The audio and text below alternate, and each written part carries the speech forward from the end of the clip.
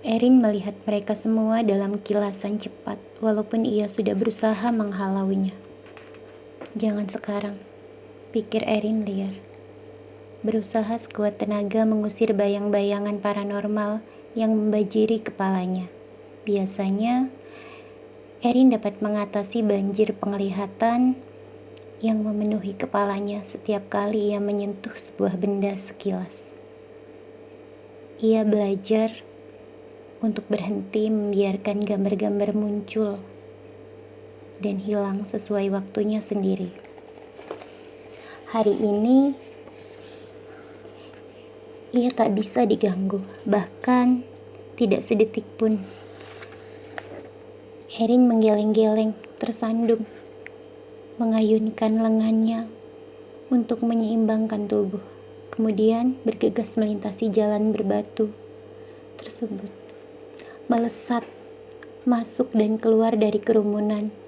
Selagi melewati toko demi toko, yang mana, kemana ia harus pergi, di mana ia akan aman. Kemudian satu toko tampak menonjol dibandingkan yang lain.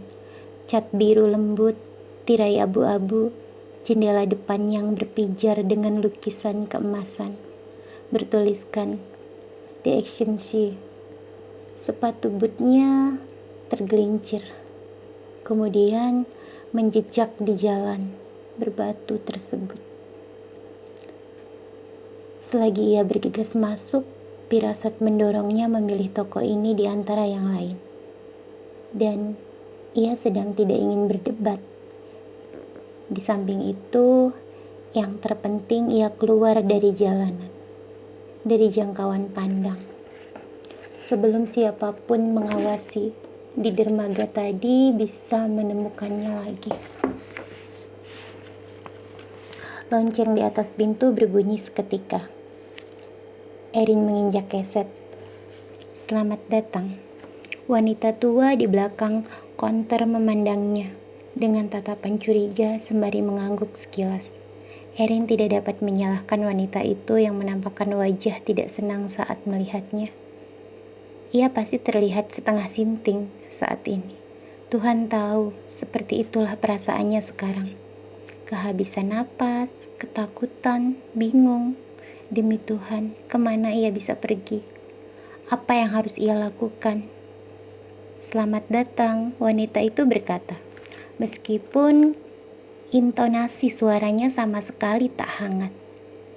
Jika aku dapat membantumu mencari sesuatu, silahkan bertanya. Tentu, pikir Erin frustasi. Ia memandang ke belakang, melalui bahunya ke arah jendela besar yang menghadap jalan. Bantu aku mencari tahu alasan kenapa seseorang berusaha mengejarku. Sambil menelan ludah dengan susah payah, Erin berjalan tanpa arah menyusir lorong yang didesaki barang-barang dan membiarkan tatapannya menyapu rak-rak dan kotak-kotak pajangan berisi benda-benda antik. Ada tema laut pada setiap benda di toko tersebut. Dari sanalah nama toko itu diambil, pikir Erin. Ia berhati-hati untuk tidak menyentuh apapun. Kalau tidak, ia akan terbenam lagi dalam rentetan lain penglihatan paranormal. Erin lalu berjalan ke belakang toko sambil menjaga kepala tetap menunduk dan bahu membungkuk dengan harapan bisa menghilang meskipun sia-sia saja.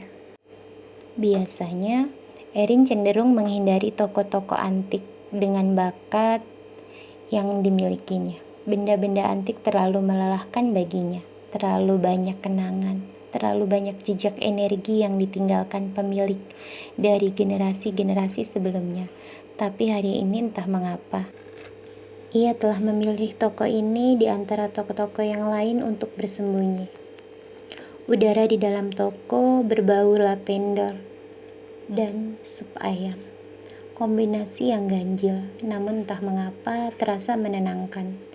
Guna menstabilkan detak jantungnya, Erin membutuhkan 1-2 menit untuk berkonsentrasi. memaksakan diri untuk mengambil napas dalam-dalam, perlahan-lahan. Perasaan panik yang menjadi teman dekatnya belakangan ini melingkari relung perutnya dan mengeram mengancam. Tapi Erin tidak akan menyerah, tidak akan jatuh, hancur. Tidak di sini, tidak sekarang. Erin tidak punya waktu, ia harus berpikir, harus mencari cara untuk mengatasi perubahan mendadak yang telah menjadi bagian hidupnya. Baru 3 minggu yang lalu, Erin bekerja sebagai kepala koki di restoran kecil dan trendy di Village. Ia telah membangun reputasinya dalam kreativitas dan kesempurnaan. Dan restoran itu baru saja naik daun. Lalu satu hari, semua itu berantakan. Lonceng di atas pintu toko kembali berbunyi. Erin pun berhenti dan membeku. Setengah tersembunyi di balik kotak pajangan penuh ukiran dan bola gelas warna-warni yang pernah menghiasi jaring nelayan. Erin mengintip dari balik patung dada yang diukir dari kayu apung dan dipelitur mengilap. Kemudian mengembuskan napas lega ketika melihat dua wanita berumur bincang riang sambil memasuki toko tersebut. Baiklah, siapapun penguntitnya tadi, Erin yakin pasti bukan kedua wanita itu. Tak mungkin mereka bisa mengimbangi kecepatannya. Tidak secepat Erin sewaktu berlari menyusuri Main Street tadi. Karena tak seorang pun memasuki toko setelah wanita-wanita itu. Mungkin ia sudah berhasil melarikan diri dari penguntitnya. Tapi jika memang betul, itu tak akan lama. Ukuran kota ini tidak begitu besar. Bodoh, gumam Erin. Memutar badan menghadap tak terjauh di belakang toko. Jika tidak bisa melarikan diri, apa yang membuatmu berpikir bisa melakukan di sini? Maaf, penjaga toko tadi muncul di sampingnya dan bertanya, apakah Anda berbicara dengan saya? Tidak, maaf, jawab Erin dan memaksakan diri tersenyum meskipun ia yakin senyum itu terlihat sama menakutkannya dengan perasaannya. Saya hanya menyuarakan pikiran saya. Baiklah.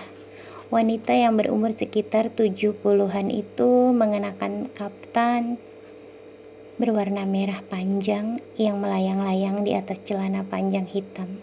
Rambutnya yang seputih salju dengan rapi digelung model Prancis di belakang kepala. Mata birunya mengamati Erin untuk waktu lama. Sebelum akhirnya ia bertanya, saya perhatikan Anda sedang melihat-lihat. Apakah ada yang dapat saya tunjukkan? Tidak, terima kasih. Saya benar-benar sedang melihat-lihat saja dan bersembunyi dari siapapun yang sedang berada di luar pintu itu. Mungkin berada terlalu lama di satu tempat juga tidak aman.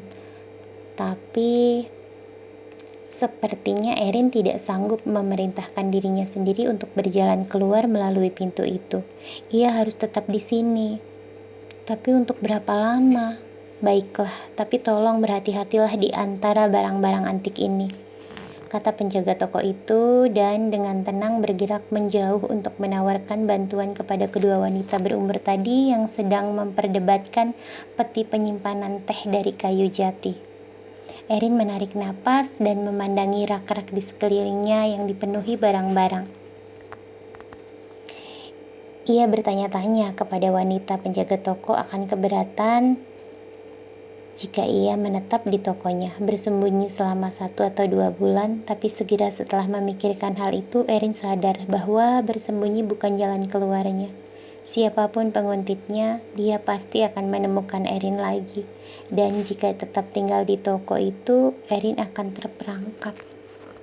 Oke, kelanjutannya next video.